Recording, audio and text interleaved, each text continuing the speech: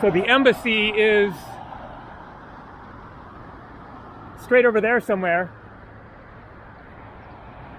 Oh man, oh man, oh man, oh man. Yeah. So I was hoping that I might see a pedestrian overpass. Google Maps is showing it as being a 36-minute walk, which is doable going down there. Boy, oh boy.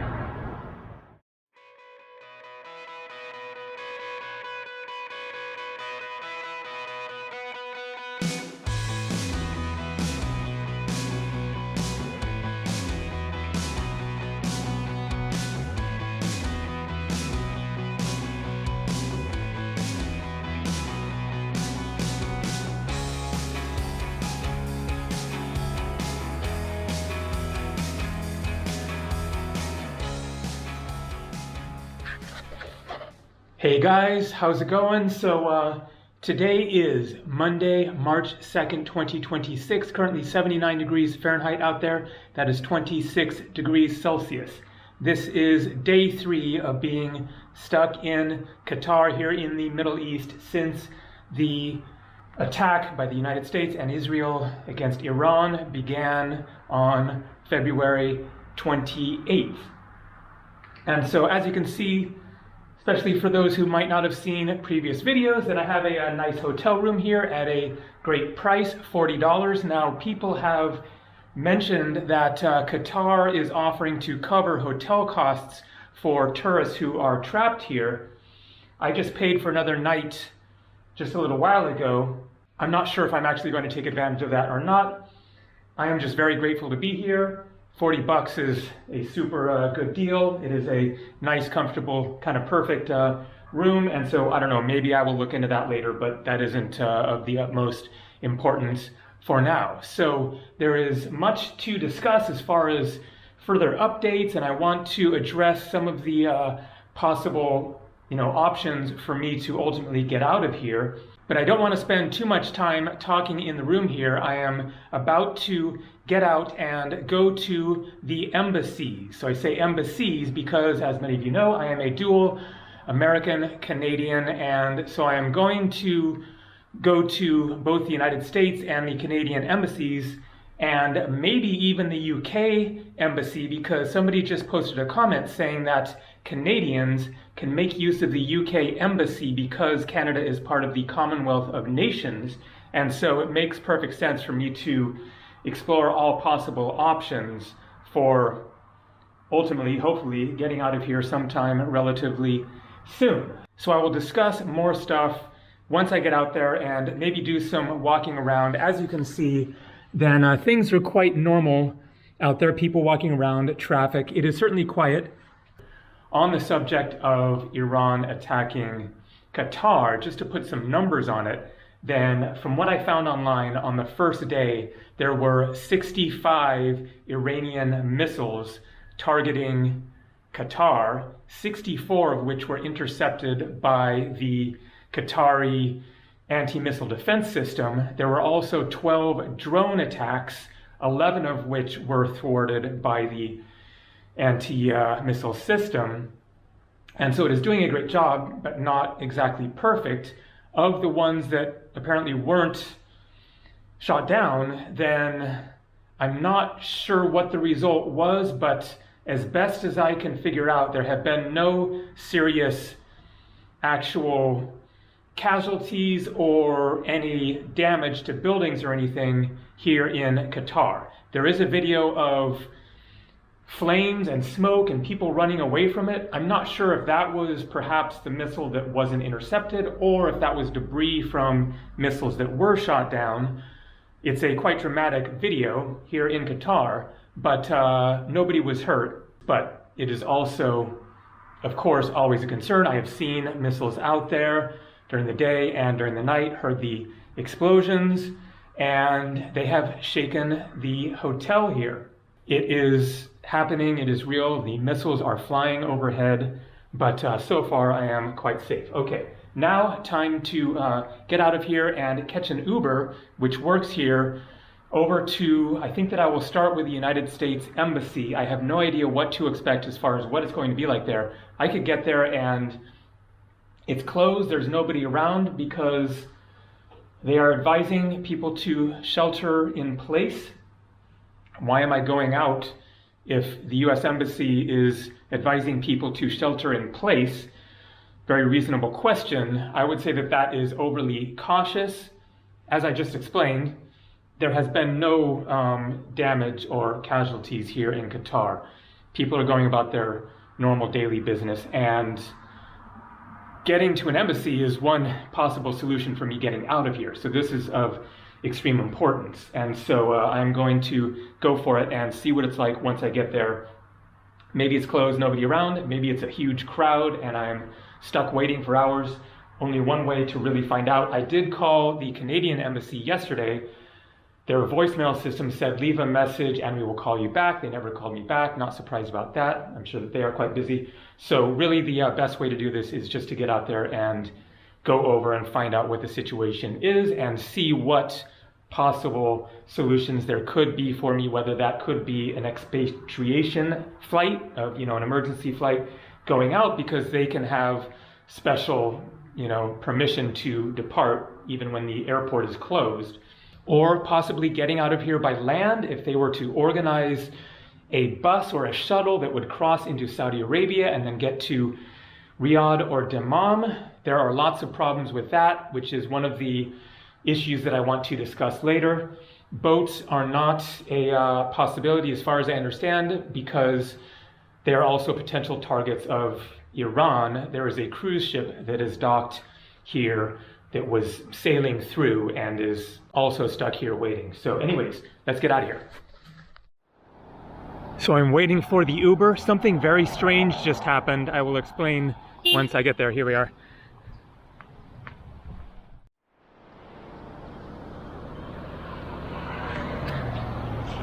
So my Uber driver was from Bangladesh. I didn't want to film at all in there and cause any kind of suspicion at all, but we had quite a conversation. His English was kind of mediocre, but anyways, we were talking a bit about what's going on. So I am near the embassy. However, I am not near the United States Embassy. So something very bizarre happened when I tried to order the Uber. This morning I had checked on Uber and I had entered in Canadian Embassy and it had come up as possible to get a ride there. And then I went down to the lobby of the hotel and tried to order an Uber to the United States Embassy and it said no rides available.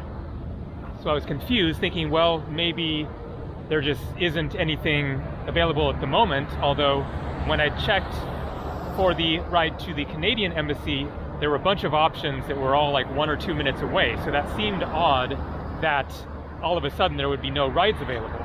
So then I tried to get a ride to the Canadian Embassy and it came up.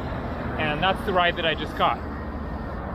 And then just a minute ago, I checked again for rides on Uber to the United States Embassy, no rides available. So that is very interesting.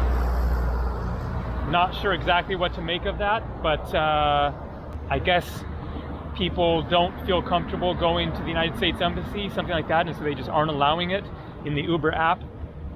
So I don't know what I'm going to do after the Canadian Embassy. I could try to get a taxi over there because it's too far to walk, I believe. So not sure, but anyways, I am now a block away from the Canadian Embassy. I wanted to get a little bit away from there to do the filming. Anyways, now going to get to the Canadian Embassy, see if it's open, see what happens.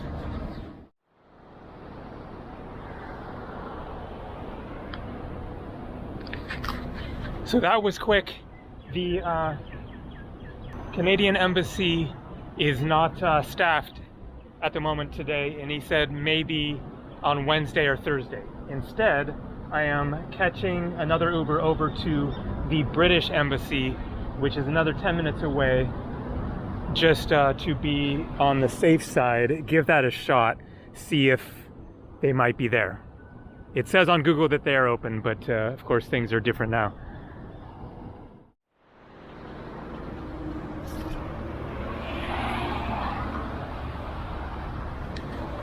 So that is the Qatar Art Center. I could not get in to the British Embassy. There was a security booth and you have to have an appointment. But they did say that there is another office elsewhere that is actually closer to my hotel, and I got the name of that building, which I may check out later. But after I figured out that I couldn't get into the British Embassy, I thought, well, let's still give the United States Embassy a try. And so I did a little obvious trick, which is that I ordered an Uber to the Qatar Art Center, which is very close to the United States Embassy. But there's one little problem. It looked quite close on the map, and it is quite close, but there is this massive divided freeway in the way. So the embassy is straight over there somewhere. Oh man, oh man, oh man, oh man. Yeah. So I was hoping that I might see a pedestrian overpass. Google Maps is showing it as being a 36-minute walk, which is doable going down there. Boy, oh boy. I wonder if this could explain why it wasn't coming up on Uber, because you can't actually access it, maybe without some kind of a security clearance or whatever. So I'm not sure what to do now, other than maybe try ordering another Uber and pick another point over on the other side there. And then I just got a notification from Air India. I had one more flight that I had booked for tomorrow evening. I am booking flights basically every day, just in case the airport opens, so that I have something reserved in advance. But just got notification that that was canceled. No surprise there. I was expecting that to come in sometime today. So as of now, I have no flights reserved. When I get back to my room, maybe I will try to reserve another one. Might as well, because I am getting refunds on all these anyways. I guess I should stop walking if I'm going to order an Uber, because it will be going that way. But here's a good spot for an Uber to stop at least.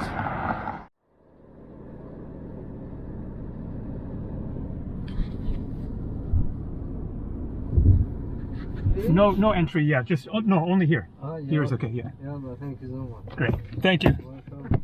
Shukran. Something crazy is happening. It's raining. There were raindrops on the windshield. Anyways, I am looking at the U.S. Embassy right now. Time to put this camera away. I'll tell you what happens.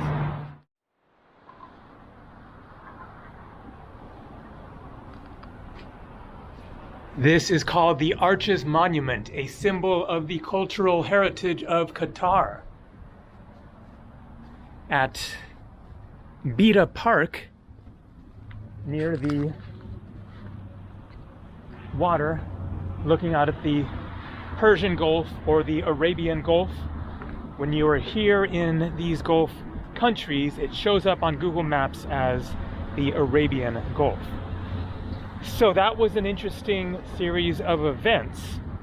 I picked another place to catch an Uber to right next to the U.S. Embassy, and that worked. And so I was walking over there, and then somebody comes running up behind me. This was a person who worked for the embassy who was just leaving. Now, they asked me not to mention them, so I'm not going to say if it was man or woman or name or anything like that, but just want to say that I ended up talking with somebody from the embassy who said that it is closed. They're advising shelter in place. So at least I attempted and got some information in the process, including I got an email address from this person to send an email to in order to get in the system, get more information, be getting alerts going forwards from here. So all that was successful for that one thing of getting the email, which I probably could have just gotten online, but at least I now know the situation. I'm not missing out on anything by not going to the embassy. And so I'm going to walk along here, nice, fairly quiet spot, and head in the direction of my hotel. Still a long ways away. Maybe I'll catch another Uber. So these Ubers are all really cheap. They're all like 10 to 15 Qatari Rial, and there's about 3 Rial to the US dollar. And so they're all like $3 to $5 for these Uber rides of like 10 to 15 minutes or so. So that is amazing, because I just did like 4 or 5 of them, but it isn't going to add up to too much. So I wanted to start here by offering some information and context as far as why I booked this flight to begin with. Now, if you've seen any of the other videos, then you know that I was on my way to India. I just had basically a layover here. Now, I had booked a flight into Doha and then was going to book the next flight as soon as I landed. I just hadn't made up my mind on that, but it was only going to be a day or so of a stop here.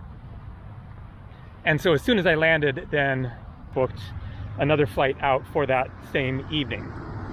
But that was canceled, as well as all my other attempts to book flights. But as far as my ending up here to begin with, I made another video already kind of addressing this, but I wanted to add something, which is that I am not the only one who was surprised when Iran decided to attack all of its neighbors. The Gulf states, Kuwait, Bahrain, Qatar, and then U.A.E, Dubai, Abu Dhabi. So I'm going to roll a clip, something that I just saw on CNN last night. It's unclear who is making strategic decisions, and they're making some mistakes, Dan. They're attacking civilian areas of the Gulf, and the Gulf states, the GCC states there, U.A.E, Qatar, Bahrain, Saudi Arabia, are uniting. And I would watch this over the coming days. Do they actually, their air forces are now engaged in defense. Do they actually join some attacks into Iran in self-defense? I think that's a key question. That was not, I think, on my bingo card when this started. I think the Gulf wanted to stay out of it. They're being drawn in, so that's something to watch for the coming days. Big mistake, I think, actually, Dan, because again, the Gulf states that they have been attacking the Gulf states. The Gulf states wanted to stay out of it, as Brett said. And so there was an expert on the region who himself was surprised and confused as to why Iran has decided to fully wage war with all of its neighbors, Muslim nations that they are actually aligned with and friendly with to varying degrees.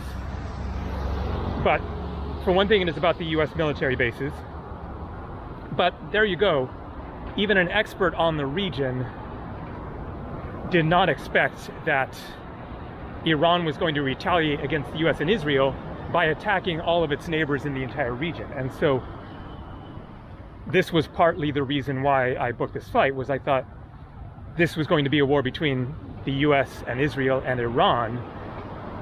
Here in Qatar, we're quite a ways south. I just did not realize that they would be engulfed in the war, and especially that quickly. I mean, literally within whatever, an hour or two or something, then all of a sudden Iran is shooting missiles at all of these other Gulf countries along here. So yes, I was aware of the build-up to a potential strike in Iran, but many people did not expect it to go this wide of a war this quickly. I mean, tourists in Dubai,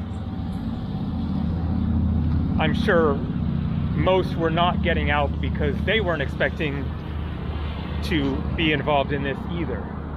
So it really is quite a stunning series of developments. Okay, let's get to another spot, maybe across the freeway there, and keep on walking along the water. No pedestrian crosswalk across this massive road anywhere along here, so we'll keep on walking this way. So now I want to address the options for getting out of here and some of the suggestions people have been giving in the comments. So there are 3 ways out: by land, by air, by sea. Rule out by sea. So, speaking of which, there is a massive cruise ship there. I was just about to say that I had seen in the news that a cruise ship, which was in the Gulf, and so even a cruise ship was not expecting this to happen in this part of the Gulf. They are stranded here, stuck, waiting, presumably because this is a safe zone here with the missile defense system versus being out in the open water. So people have been mentioning that there are ferries like going to Bahrain, for example, and then from Bahrain then try to cross the land border into Saudi Arabia to Dammam. And the airports are apparently open in Dammam and in Riyadh, Saudi Arabia. But there are all kinds of problems with that one. First of all, almost certainly that ferry is not going because a boat out in the open water is a target. And then Bahrain is getting more hit than Qatar here. And then there is the issue of crossing that land border, any land border into Saudi Arabia, because that is not a normal way that tourists enter Saudi Arabia. Flying in is fine. I've been to Saudi Arabia twice, to Jeddah and to Riyadh, and you don't even need a visa, or I think it was visa on arrival, but anyways, you can just fly in and enter the country. Land border is a different situation. I've done a fair amount of research about this, and it has been unclear if I would even be able to cross that border.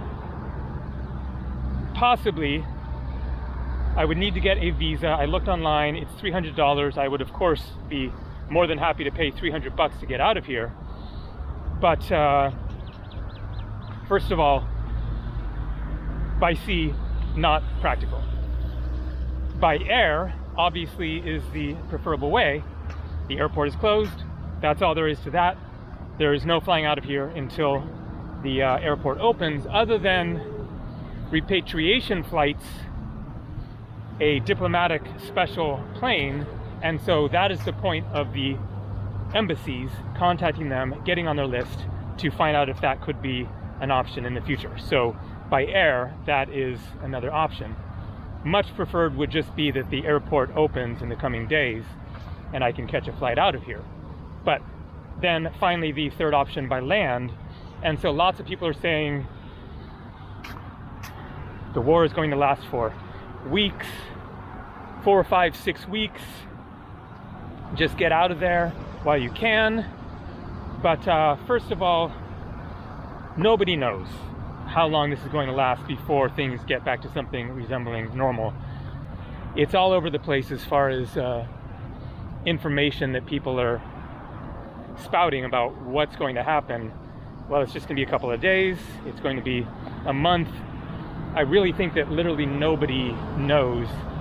Probably even Trump doesn't know at this point how long this is going to last as far as the U.S. assault on Iran. So I think there's no reason to take any kind of a timeline at this point seriously at all.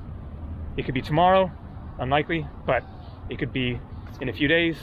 It could be 3 months before the airports open. But there is every incentive for the airports to open sooner rather than later for the sake of these countries. These are powerful, influential countries, allies of the United States to varying degrees, but their economies, their tourism industry in particular, are being greatly affected by this. As soon as the airports do open up, people are going to be leaving in droves, and they aren't going to be coming back anytime soon. And so this has already really devastated the region economically as it is, plus all the oil-related stuff, because this is affecting the shipping lanes. The Strait of Hormuz is closed by Iran because they control that, and so that is going to have an impact on the globe if that affects the price of oil. So there are all kinds of potential geopolitical ramifications that can occur and that will already occur even at this point. And so these countries have every incentive to try to put their pressure on the powers that are fighting and bring this to a conclusion to some extent as quickly as possible so that they can all get back to normal. So that effort will be ongoing, of course, on the part of all these countries over the coming days. So anyways, getting back to the land route option, let's get away from this road up ahead a little bit. The flag of Qatar there, I don't know what this building is, but it looks very official and I don't want to be filming in front of it. So let's get beyond it. Looks like I might just be walking all the way to my hotel. So wrapping up the land route option and the various challenges and complications in attempting that, because there are many. First, there is the border crossing potential obstacle. I don't know 100% that I can necessarily cross that border. With a visa online, then it sounds likely that I might be able to, but of course these are extraordinary circumstances. I don't know if they would be shutting down the border more or opening up the border more for foreigners. That would be hard to determine. It is an hour away to get to the border, and then it is another 3 hours or so to Dammam, or another 5 to 6 hours to Riyadh. So you can do it in a day if you can do it, but can you cross that border? And how exactly are you going to cover that distance? Because this is not Europe or India where there is plentiful public transportation, buses and trains and stuff like that.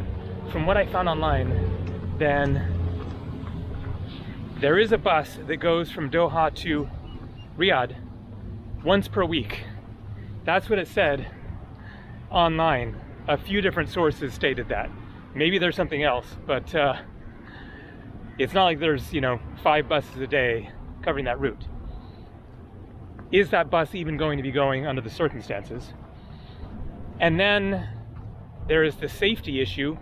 So Saudi Arabia is announcing that they may very well get involved in this conflict against Iran. Basically, the whole region seems to be concluding that Iran is a problem and needs to be dealt with. And so they could get hit by Iranian missiles in Saudi Arabia. Their airports could get closed, so I could go to all that trouble and then get there, and then things shut down there. And then also it is just the danger aspect of crossing just absolute stark desert for hours. I'm assuming there's security checkpoints. You would want to be 100% comfortable, confident with whoever was driving, that they could be trusted.